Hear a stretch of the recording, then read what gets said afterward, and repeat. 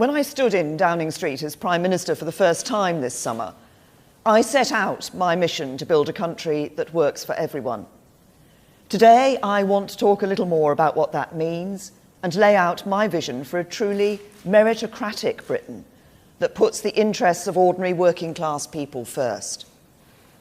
We're facing a moment of great change as a nation. As we leave the European Union, we must define an ambitious new role for ourselves in the world. That involves asking ourselves what kind of country we want to be.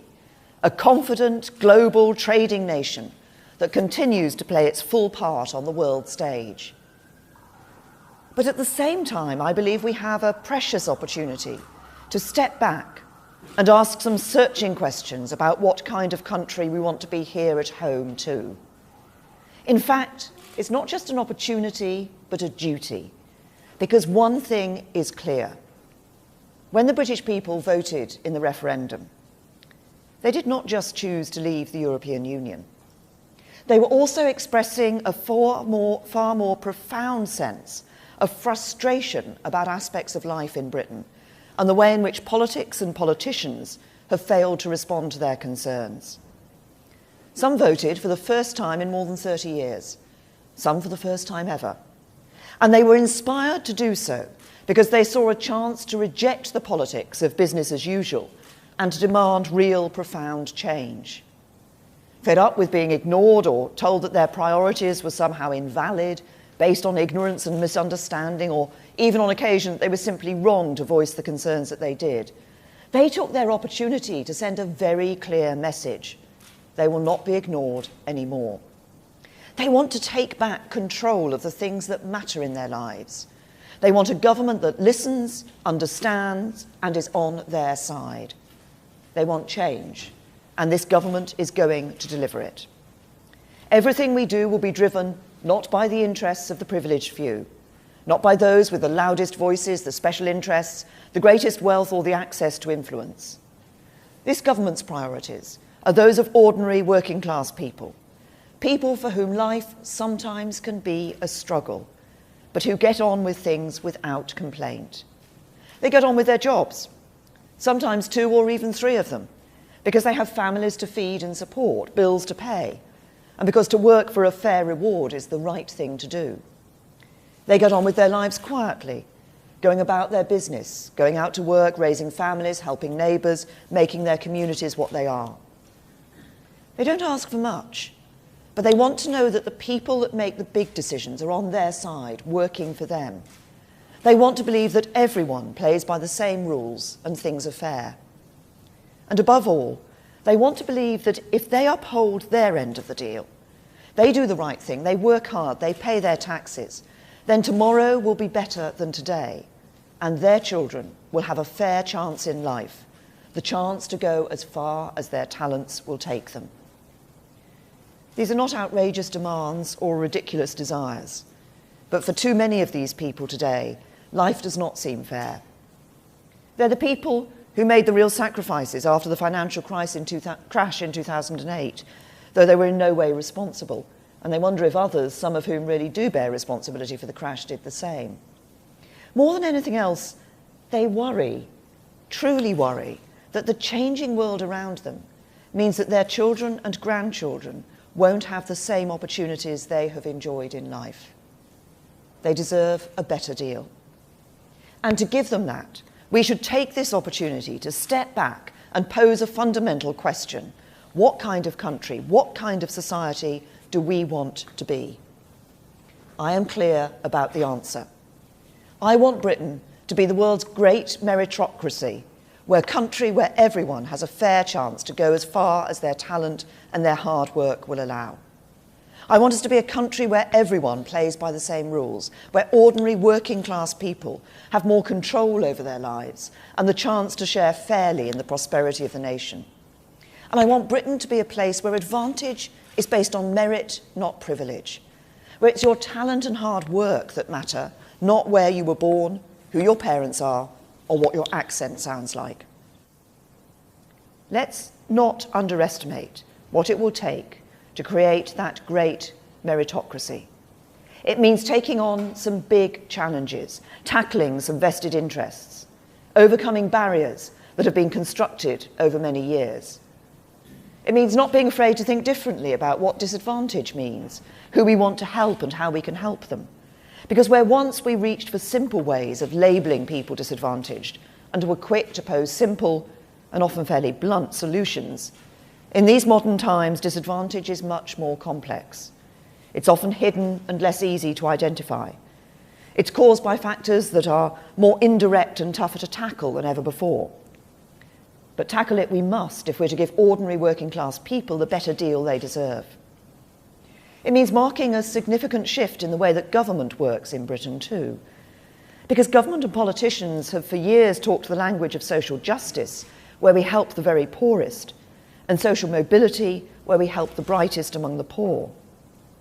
But to make Britain a great meritocracy, we must move beyond this agenda and deliver real social reform across every layer of society, so that those whom the system would currently miss, those just above the threshold for help today, yet those who are by no means rich or well off, are given the help they need. It means putting government firmly on the side of not only the poorest in our society, important though that is and will remain, but also of those in Britain who are working hard but just about managing. It means helping to make their lives a little easier, giving them greater control over the issues they care about most. This is the change we need. It will mean changing some of the philosophy underpinning how government thinks and acts.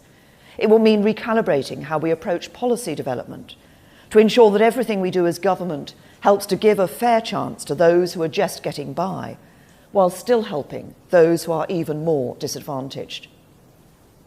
I don't pretend that this change will be easy. Change rarely is. But this is the change we need if we are to make Britain the great meritocracy I want it to be. Over the coming weeks and months, the government will set out an ambitious programme of economic and social reform that will help us make this change and build a true meritocracy in our country. But there is no more important place to start than education. Because if the central concern ordinary working class people have is that their children will not enjoy the same opportunities they have had in life, we need to ensure that there is good school place for every child and education provision that caters to the individual needs and abilities of every pupil. We start from a position of strength. This government has a proud record of school reform. We've opened up the system, introducing a real diversity of provision. We have schools where teachers and head teachers are free to make the decisions that are best for them.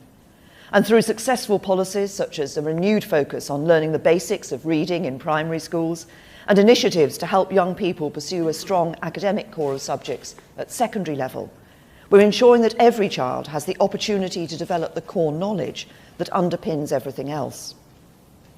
We have put control in the hands of parents and head teachers and encourage people from all walks of life who are passionate about education to bring their best ideas and innovations to our school system. The academies and free schools movement, overseen by pioneers such as Andrew Adonis and Michael Gove, have been a huge success and begun to build an education system fit for the future. As a result, there are more good or outstanding schools today than ever before in our country. And there are now more than 1.4 million more pupils in schools rated good or outstanding than in 2010. Our curriculum reforms mean that the proportion of pupils taking core academic subjects at GCSE is up by almost 4/5. We are driving up school standards to match the best international comparisons, with a record number of pupils securing a place at one of our world-class universities this summer. We can be proud of these achievements, but there is still a long way to go. Because for too many children, a good school remains out of reach. There are still 1.25 million attending primary and secondary schools in England, which are rated by Ofsted as requiring improvement or inadequate. If schools across the North and Midlands had the same average standards as those in the South, nearly 200,000 more children would be attending good schools. Let's be honest about what these statistics mean. They mean that for far too many children in Britain, The chance they have in life is determined by where they live or how much money their parents have. And they mean that for far too many ordinary working class people, no matter how hard they work, how many hours they put in, or how many sacrifices they make, they cannot be confident that their children will get the chances they deserve. For when you're working 2 jobs and struggling to make ends meet, it's no good being told that you can choose a better school for your children if you move to a different area or pay to go private. Those aren't choices that you can make, and they are not choices that you should have to make. So we need to go further, building on and extending our reforms so that we can truly say that there will be a good school place for every child and one that caters to their individual needs. But as we do it, we also need to change our philosophy and approach, because at the moment the school system works if you're well off and can buy your way into the school you want, and it provides extra help and support if you're from a disadvantaged family. If you're eligible for free school meals and your parents earn less than £16,000 a year, then there is extra help on offer. That is good and right. And as long as I'm Prime Minister, the pupil premium for the poorest children will remain.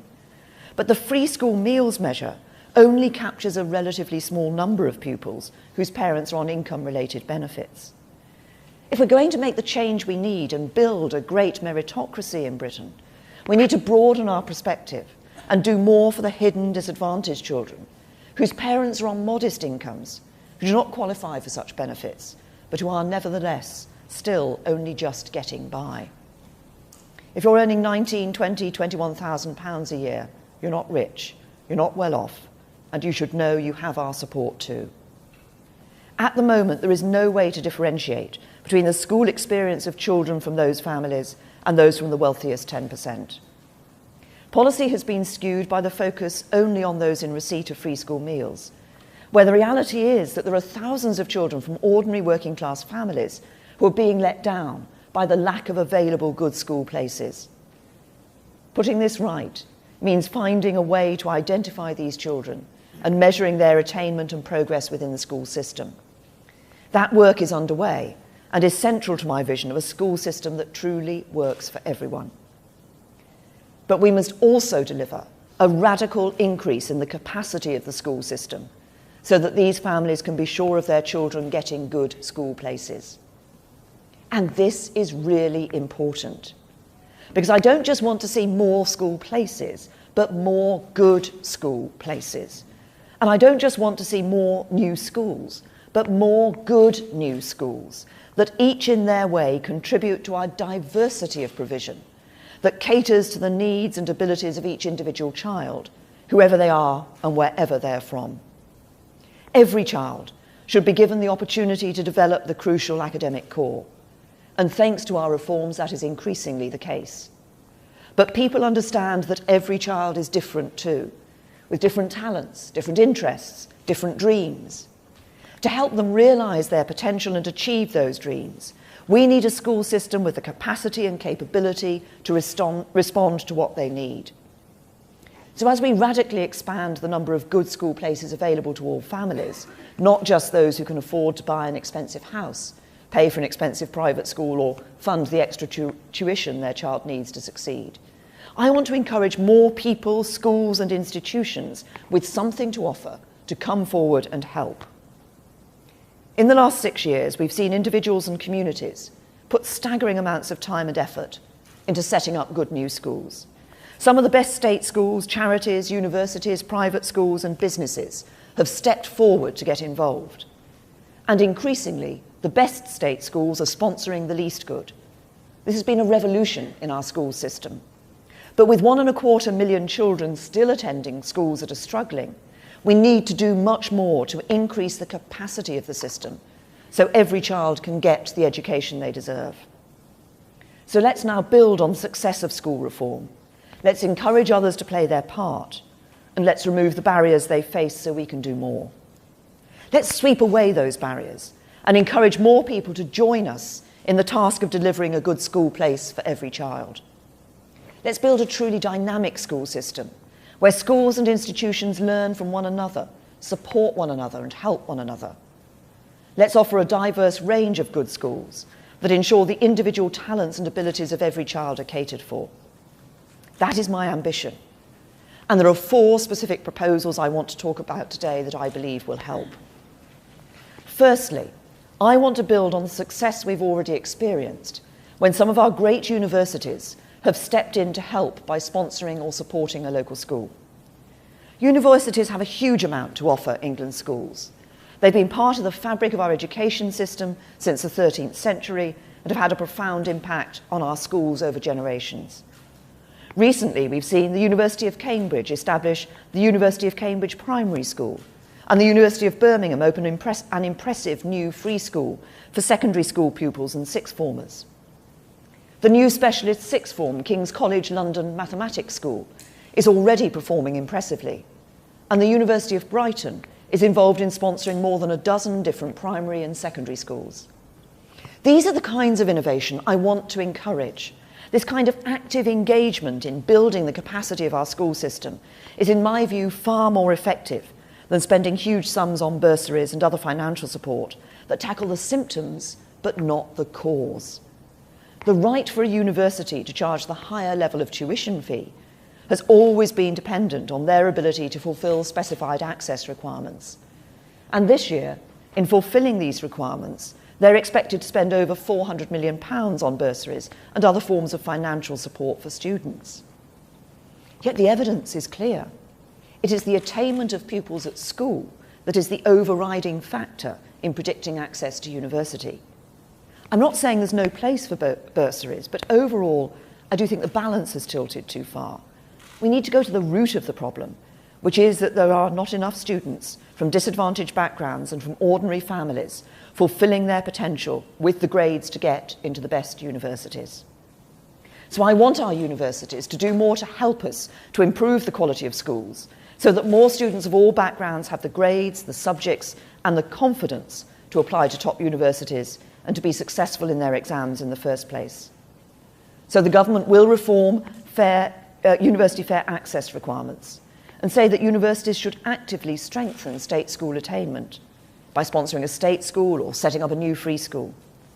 And over time, we will extend this to the sponsorship of or establishment of more than one school, so that in the future we see our universities sponsoring thriving school chains in every town and city in the country. Second, I want to remove the obstacles that stop more good faith schools from opening. Britain has a long history of faith schools delivering outstanding education. They already account for around a third of all mainstream schools in England. They're popular with parents and significantly more likely than other schools to be rated by Ofsted as good or outstanding. I believe we should confidently promote them and the role they play in a diverse school system.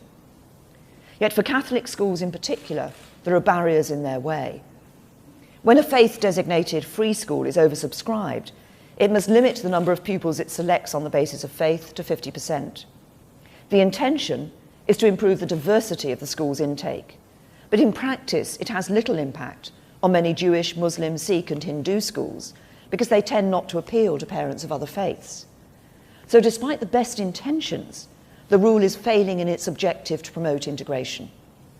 But it does prevent new Catholic schools opening because the Catholic Church believes it contravenes its own rules for a Catholic bishop not to prioritise the admission of Catholic pupils. This is especially frustrating because existing Catholic schools are more ethnically diverse than other faith schools, more likely to be located in deprived communities, more likely to be rated good or outstanding by Ofsted, and there is growing demand for them. So we will remove this 50% rule to allow the growth in capacity that Catholic schools can offer. Instead, we will consult on a new set of much more effective requirements to ensure that faith schools are properly inclusive and make sure their pupils mix with children of other faiths and backgrounds. Of course, there must be strict and properly enforced rules to ensure that every new faith school operates in a way that supports British values. And we should explore new ways of using the school system to promote greater integration within our society generally. We will encourage the grouping together of monoracial and monoreligious schools within wider multiracial and multi-religious trusts. This will make it easier for children from different backgrounds in more divided communities to mix between schools while respecting religious differences. We will explore ways in which schools can enter into twinning arrangements with other schools not of their faith, through sharing lessons or joint extracurricular activities to bring young people from different schools together. And we will consult on the idea of placing an independent member or director who is of a different faith or no faith at all on the governing body of new faith schools. We will also explore new requirements for new faith schools to prove that parents of other faiths would be happy to send their children to the school through a proper process of consultation. But fundamentally, I believe it is wrong to deny families the opportunity to send their children to a school that reflects their religious values, if that's what they choose. And it's right to encourage faith communities, especially those with a proven record of success like the Catholics, to play their full part in building the capacity of our schools. Third, I want to encourage some of our biggest independent schools to bring their knowledge, expertise and resources to bear to help improve the quality and capacity of schools for those who cannot afford to pay. This is entirely in keeping with the ethos that lies at the heart of many of these institutions. Most of the major public schools started out as the route by which poor boys could reach the professions. The nature of their intake may have changed today. Indeed, these schools have become more and more divorced from normal life. Between 2010 and 2015, their fees rose 4 times faster than average earnings growth, while the percentage of their pupils who come from overseas has gone up by 33% since 2008. But I know that their commitment to giving something back to the wider community remains. These are great schools with a lot to offer, and I certainly don't believe you solve the divide between the rich and the rest by abolishing or demolishing them. You do it by extending their reach and asking them to do more as a condition of their privileged position to help all children. Through their charitable status, private schools collectively reduce their tax bills by millions every year. And I want to consult on how we can amend Charity Commission guidance for independent schools to enact a tougher test on the amount of public benefit required to maintain charitable status. It's important to state that this will be proportionate to the size and scale of the school in question. Not every school is an Eton or a Harrow. Many public schools are nowhere near that size.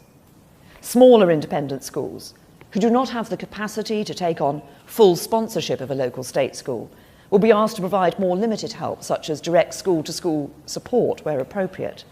This could include supporting teaching in minority subjects, such as further maths or classics, which state schools often struggle to make viable. It could include ensuring that senior leaders become directors of multi-academy trusts, providing greater access to their facilities and providing sixth form scholarships to a proportion of pupils in Year 11 at each local school. But for those with the capacity and ability and capability, we will ask them to go further and actually sponsor or set up a new government-funded school in the state sector and take responsibility for running it and ensuring its success. Alternatively, we will ask them to fund a number of places at their own school themselves for those from modest backgrounds who cannot afford to pay the fees. We know this can work. For example, Westminster School is the key partner in sponsoring Harris Westminster Sixth Form, where students at the free school share the facilities and teaching expertise of Westminster School.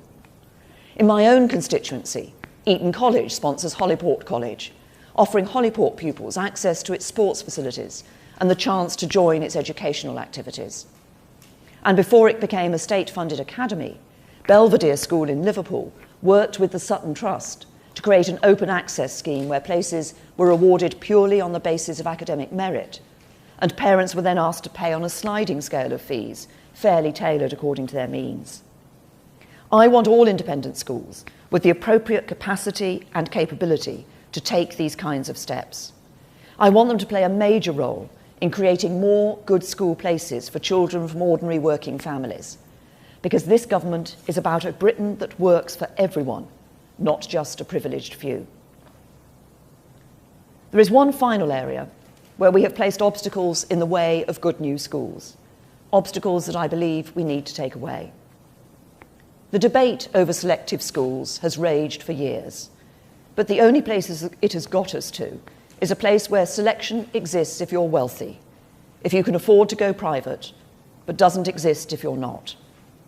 We're effectively saying to poorer and some of the most disadvantaged children in our country that they can't have the kind of education their richer counterparts can enjoy. What is just about that? Where is the meritocracy in a system that advantages the privileged few over the many? How can a meritocratic Britain let this situation stand? Politicians, many of whom benefited from the very kind of education they now seek to deny to others, have for years put their own dogma and ideology before the interests and concerns of ordinary people. For we know that grammar schools are hugely popular with parents. We know they are good for the pupils that attend them. Indeed, the attainment gap between rich and poor pupils is reduced to almost zero for children in selective schools, and we know that they want to expand. They provide a stretching education for the most academically able, regardless of their background, and they deliver outstanding results. In fact, 99% of existing selective schools are rated good or outstanding. 80% are outstanding, compared with just 20% of state schools overall. So we help no one, not least those who can't afford to move house or pay for a private education, by saying to parents who want a selective education for their child that we won't let them have it. There is nothing meritocratic about standing in the way of giving our most academically gifted children the specialist and tailored support that can enable them to fulfill their potential. In a true meritocracy, we should not be apologetic about stretching the most academically able to the very highest standards of excellence. We already have selection to help achieve this in specialist disciplines like music and sport, giving exceptionally talented young people access to the facilities and training that can help them become world class. I think we should have more of this, but we should also take the same approach to support the most academically gifted too. Frankly, it is completely illogical to make it illegal to open good new schools. So I want to relax the restrictions that stop selective schools from expanding, that deny parents the right to have a new selective school opened where they want one, and that stop existing non-selective schools to become selective in the right circumstances and where there is demand. In return, we will ensure that these schools contribute meaningfully to raising outcomes for all pupils in every part of the system. In practice, this could mean taking a proportion of pupils from lower income households, so that selective education is not reserved for those with the means to move into a catchment area or pay for tuition to pass the test. They could, as a condition of opening a new selective school, be asked to establish a good new non-selective school. Others may be asked to establish a primary feeder school in an area with a high density of lower income households to widen access. They might even partner with an existing non-selective school within a multi-academy trust, or sponsor a currently underperforming non-selective academy. But the principle is clear. Selective schools have a part to play in helping to expand the capacity of our school system, and they have the ability to cater to the individual needs of every child. So the government will make up to £50 million a year available to support the expansion of good or outstanding existing grammars. Now, I know this will be the source of much debate in the consultation over the coming months.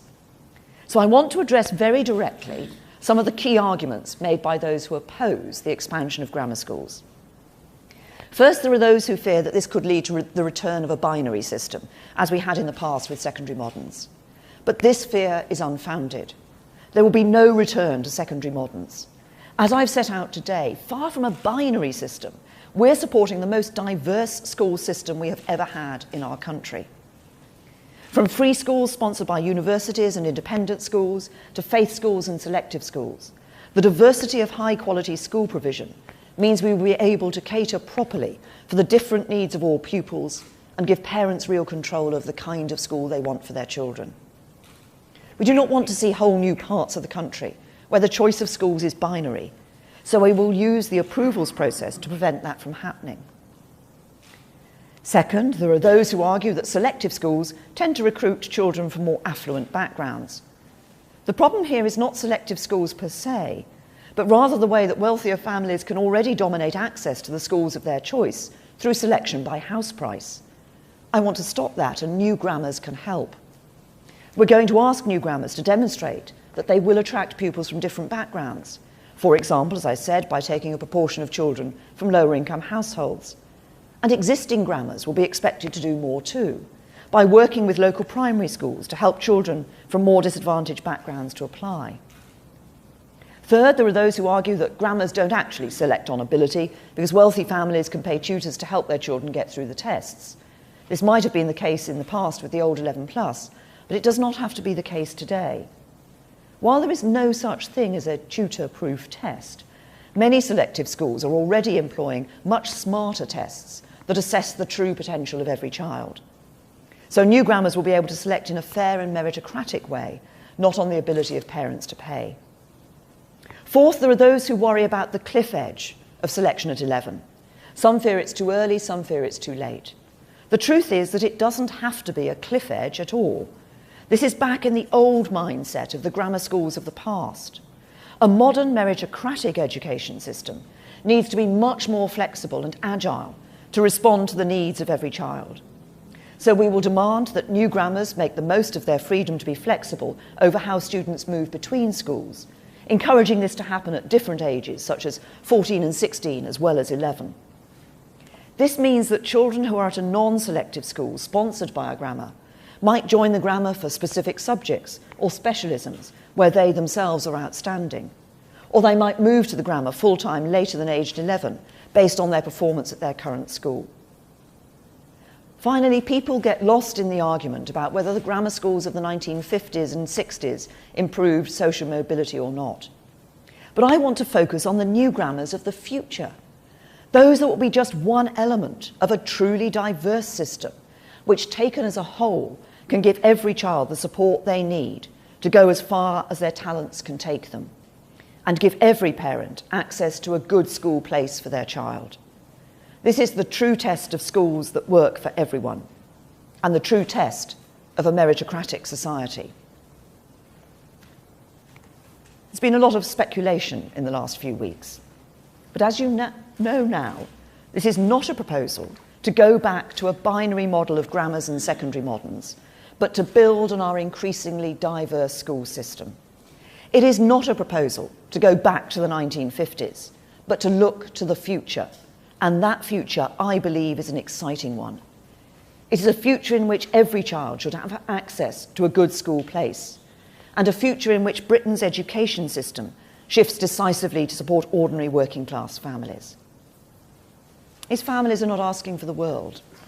They just want to know that their children and grandchildren will enjoy the opportunities they have enjoyed and be given the chance to go as far as their talents will take them, unhindered by background or circumstance, and by the artificial barriers some want to put in their way. In a country that works for everyone, it doesn't matter where you were born or how much your parents earn. If you work hard and do the right thing, you will be able to go as far as you can. I want this country to be a great meritocracy. I want to see more houses built, better productivity so we can have more well-paid jobs, more economic growth, not just in the southeast of England, but across the whole country, to help more people get on. But more than anything else, I want to see children from ordinary working class families given the chances their richer contemporaries take for granted. That means we need more great schools. This is the plan to deliver them and to set Britain on the path to being the great meritocracy of the world. Thank you.